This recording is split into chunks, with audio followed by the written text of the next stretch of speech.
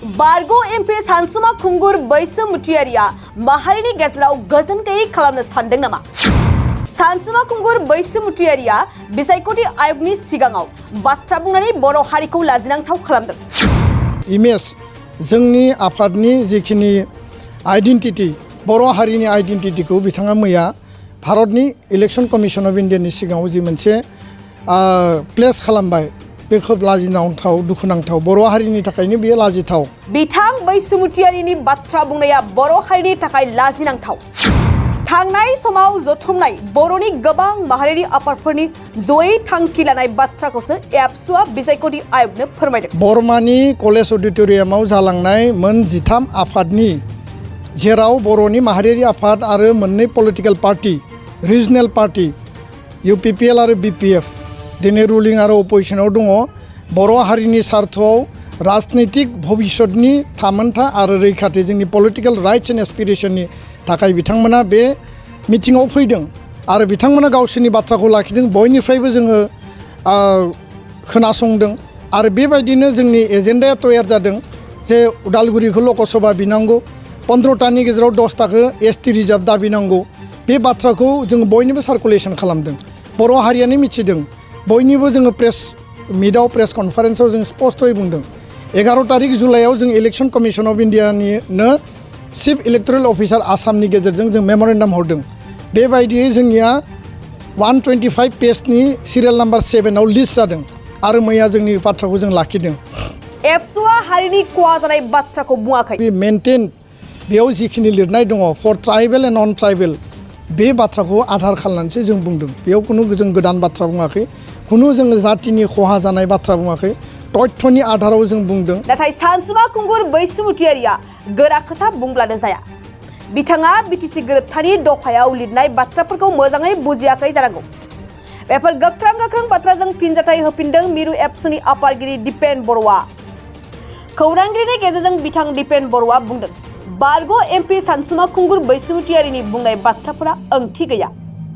एसेबां गोबाव बर' हारिनि थाखाय खामानि मावबोनायनि गेजेरजोंबो बिथाङा एबसुखौ मान गैयै खालामनाया जोबोरैनो दुखुनांथाव होननानै आफादगिरि दिपेन बर'आ बुंबावो। मैया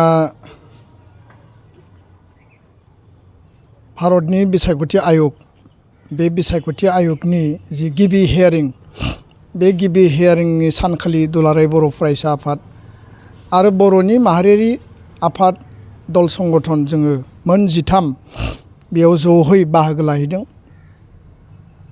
क'क्राझार, उदालगुरि आरो कार्बि आंलं जि मोनथाम जिल्लानि जि स्लट दङमोन हल नाम्बार 3 बे हल नाम्बार 3आव जोङो बाहागो लादों आरो मैयानि सानाव मोनसे जानाङै थासारि आरो जों मालाबाबो लुबैयै थासारि जों नुनो मोनबाय जे सानसुमा खुंगुर बैसोमुतियारि बिथाङा हलनि सिङाव क'क्राझार जिल्लानि जेब्ला हियारिंआ आराम्भ जायो आरो जोबनाय फारसे बिनि उनाव हलनिफ्राय बाहेरायाव फैनानै मेडियायाव जोङो जिखौ नुबाय दुलाराय बर' फरायसा आफाद आरो गासै बर' थुनलाइ आफाद, आइजो अनसाय आफाद, आरिमु आफाद जों जिखिनि दङमोन बेयाव जोंनि बुंनांगौ जि दङमोन जोंहा जि दाबि जे क'क्राझार लकसभाखौ ST खालामनाय बे जोंनि दाबिमोन। उदालगुरि लकसभा समस्ति दानाय BTRनि सिङाव बे एखे लाइनावनो 11-2 क'क्राझार लकसभाखौ ST बाहाल लाखिनायनि थाखाय धन्यबाद बावो। लोगोसेनो उदालगुरि लकसभा दानांगौनि थाखाय जों दाबि दैखाङो। जिसेबां जिखिनि जुक्ति होनांगौ जोङो जुक्तिखौ होदों। 2 नम्बराव जाहैबाय जे BTRआव 14टा समस्ति जों बिदोंमोन, 15टा समस्ति दानानै होबाय, मोनसे एडिशनेल समस्ति क्रिएट खालामदों बावखुंग्रि, बेखौ लानानै धन्यबाद होदों।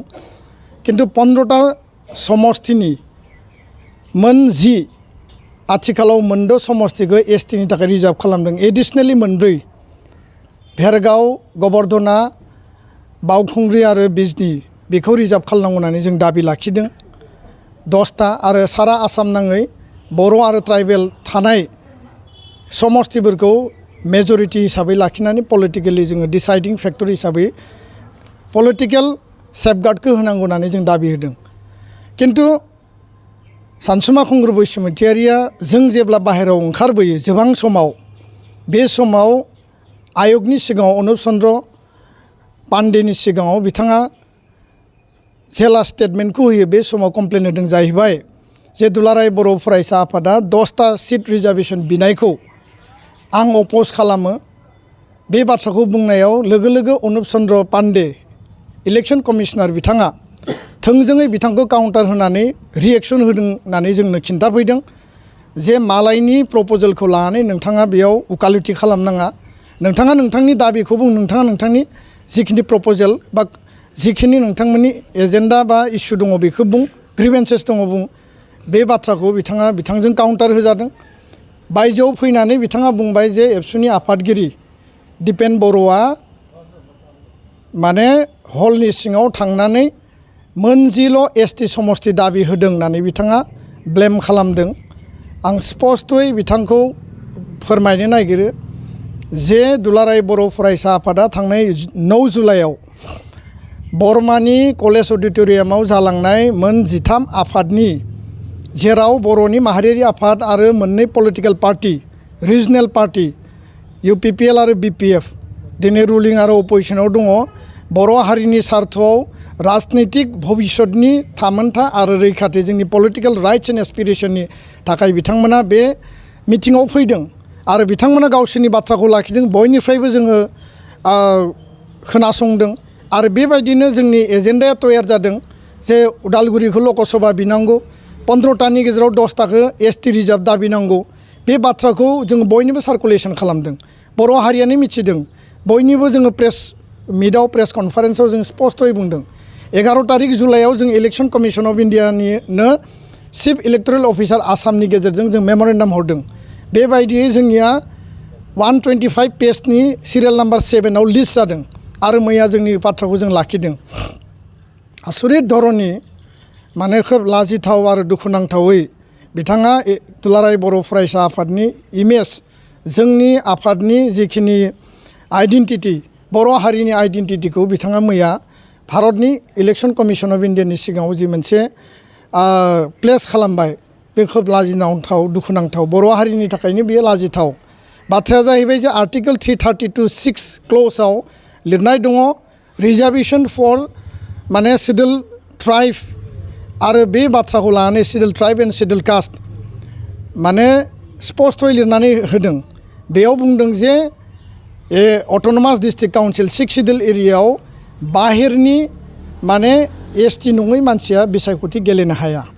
आच्छा, प्रभाइडेड बे बाथ्राखौबो बुंदों आरो बे आर्टिकेल 332 क्ल'ज 6आव बेजों बिटिआर सुक्तिनि 4.7आ रिलेटेड। 4.7आव बे खोथाखौ लिरदों जे जिखिनि रिप्रेजेन्टेसन दंमोन 2003 सननि 10 फेब्रुवारियाव बिटिसि सुक्ति जि जादोंमोन, बे बिटिसि सुक्तियाव माने रिप्रेजेन्टेसना बिटिसि एरियायाव इन्टेक्ट थानांगौ होननानै लिरनाय दङ। बेयाव समस्ति एसेम्ब्लि पार्लियामेन्ट दाफामनायनि बाथ्राखौ क्लियारलि बुंदों। 2003निफ्राय दिनैसिम जायाखै, दिनै 2023आव जाफैबाय आरो बेबायदिनो जोङो एसटिनि रिजार्भेसनखौ जोङो दाबिदों। बाथ्राया जाहैबाय जे बिथाङा बिटिसिनि जि एकर्ड बेखौ स्पष्टयै फरायाखै, नङाबा बिथाङा स्पष्टयै बुजिनानैबो बुजियाखै। खारन बै समाव बिथाङानो एमपिमोन, बिथाङानो बिटिसि एकर्डनि टाइमाव हर्ता कर्ता सासे दैदेनगिरिमोन, सासे एमपिमोन, लिडिं पलिटिकेल लिडारमोन। खिन्थु दिनै बिथाङा मानो उल्था बुंदों? बेयाव बुंदों जे रावबो बाहेरनिफ्राय बेयाव गेलेनो हाया। खिन्थु बिटिसिया दिनै 2003 सनाव जि दाजादों बे एमेन्डेड 6 सिडुल, कार्बि आंलं आरो डिमा हासावआ जाबाय भारत संबिधाननि 6 सिडुलनि आधारावनो थोंजोङै दादों। बिटिसिखौबो भारत संबिधाननि 6 सिडुलनि कनस्टिटिउसनेल प्रभिजननि आधारावनो थोंजोङै दादों। खिन्थु बेयाव एमेन्डमेन्ट खालामनाय जादों, बेखौ सोदांनाय जादों। सोदांनाया बेखायनो कार्बि आंलंआ पिउरलि ट्राइबेलफोरनि थाखाय सेफगार्ड एन्ड प्रटेक्शन, बिटिसिआव ट्राइबेल आरो नन ट्राइबेलनि सेफगार्ड आरो प्रटेक्शनखौ दोनदों। ट्राइबेला जेसेबां राइट्स दङ, राइट्स एन्ड प्रिभिलेज दङ, बेयाव पलिटिकेल राइट्स, लेन्ड राइट्स, नाथाय सेमाल्टेनियासलि लोगोसेयैनो बेयाव नन ट्राइबेलनि थाखायबो माखासे एरियायाव माखासे प्रभिजनाव लेन्ड राइट आरो पलिटिकेल राइटखौ होनानै दोनदों। दा 4.7 332 क्ल'ज 6नि आधाराव बिटिसिआव लिरदों जे रिप्रेजेन्टेसना ओरैबायदि मेनटेन जानांगोन बिटिसि जानाय समाव जेरैबायदि ट्राइबेल आरो नन ट्राइबेलनि जि रिप्रेजेन्टेसन दंमोन जि बेयाव एसेम्ब्लि आरो पार्लियामेन्टआव जि दङमोन बियो मेनटेन थागोन होननानै बेयाव लिरनाय दङ बे बाथ्राखौ बिथाङा बुजिदोंना बुजियाखै फरायदोंना फरायाखै ना जोंखौ दाय होनो ब्लेम होनो थाखाय माहारियाव गावस्रा गावस्रि लाबोनो माहारियाव डिसइउनिटि लाबोनो माहारियाव माने मोनसे ब्लेम गेमनि थासारि लाबोनो थाखाय बिथाङा बेखौ बुंदों नामा जों बुजियाखै दा बेखायनो स्पस्ट बाथ्राया बे जे बिटिसिआव जि 40टा समस्ति दङ बिनि 30टाया रिजार्भ मोनबा अपेन मोनबा जेनेरेल आरो 40टानि 30टाखौ जुदि जोङो काउन्ट खालायोबा 75% रिजार्भेसन ओंखारो 15टा समस्तिनि 10टा रिजार्भेसन बिनाय पलिटिकेल रिजार्भेसननि जोंनि जि माने सिन्था जोंनि जि दाबियाबो बेनो जे बिटिसि पलिटिकेल रिजार्भेसनखौ आधार खालामनानै आर्टिकेल 332नि क्ल'ज 6 आरो 4.7 बिटिसि एकर्डआव जि दङ 2003आव जे साल रिप्रेजेन्टेसन साल बि मेनटेन बेयाव जिखिनि लिरनाय दङ for tribal and non tribal बे बाथ्राखौ आधार खालामनानैसो जों बुंदों बेयाव खुनु जों गोदान बाथ्रा बुङाखै खुनु जोङो जातिनि खहा जानाय बाथ्रा बुङाखै तथ्यनि आधाराव जों बुंदों आरो बिथाङा गस्ला गाननानै बिथाङा राष्ट्रपतिखौ लोगो हमदों इलेक्सन कमिसनखौ लोगो हमदों मैयाबो फैदों दा खोथाखौ गोरायै बुंबानो जाया बिथाङा बुंदों जे जोङो 15टा दाबि होदों जायो जाया उननि खोथाना बयबो दाबि नांगौ मोनसे आफादनि मान मर्यादा थायो मोनसे आफादनि प्रिन्सिपाल आइडिय'लजि थायो मोनसे आफादा गावनो मोनसे फाउन्डेसन थायो जातीयताबाद जातिनि अस्तित्वखौ लानानै आपोजिसन भाबै जों खामानि मावदों आरो बेयाव संबिधाननि प्रभिजन कनस्टिटिउसनेल बिनि क्राइटेरिया प्रभिजन बेखौ नायनानैसो मोनसे आफादा दाबिखौ लाखिगोन ओरैनो नों धेमालि खालामनाय गथ' गोरलै बायदि जुदि नों दाबि खालायोबा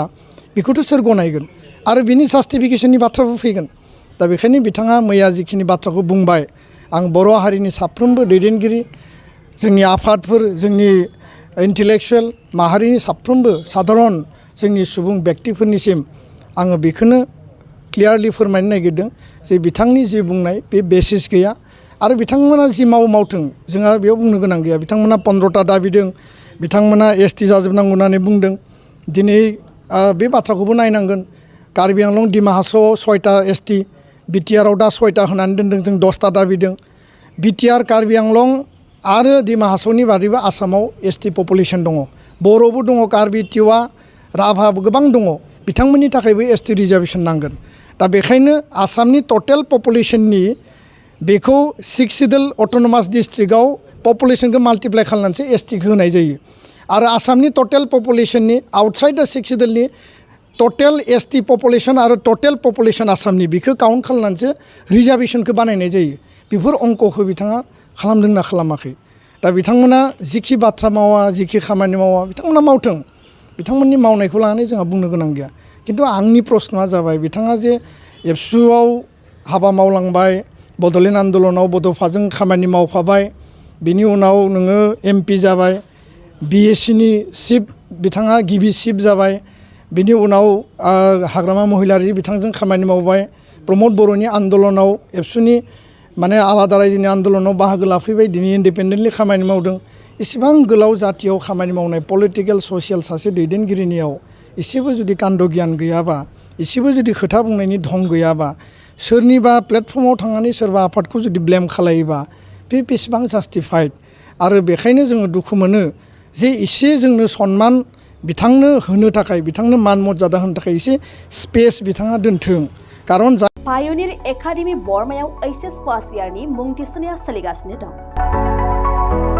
पायनिर एकाडेमि बरमायाव एचएस फार्स्ट इयारनि साइन्स आरो आर्ट्स मोन्नैबो आयदानि मुं थिसननाया सोलिगासिनो दं गुनगोनां सोलोंथाइखौ लानो थाखाय पायनिर एकाडेमि बरमायाव एचएस फार्स्ट इयाराव मुं थिसननो गोसो गुदुं जानाय फरायसाफोरा साइन्स आरो आर्ट्स मोन्नै आयदानि गेजेराव सायख'नानै मुं थिसनफैनो हासिगोन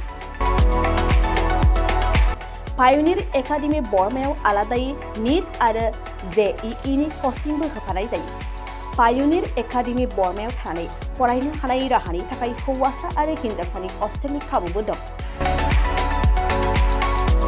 बेनिखायनो गोसो गुदुं फरायसा आरो बिगोमा नोंथांमोनहा 9707537065 8638054125 6000410073 7576020620 नङाब्ला www.pioneeracademyborma.organization आरो pioneeracademyborma@gmail.com नि गेजेरजों फोनांजाब खालामनो हागोन।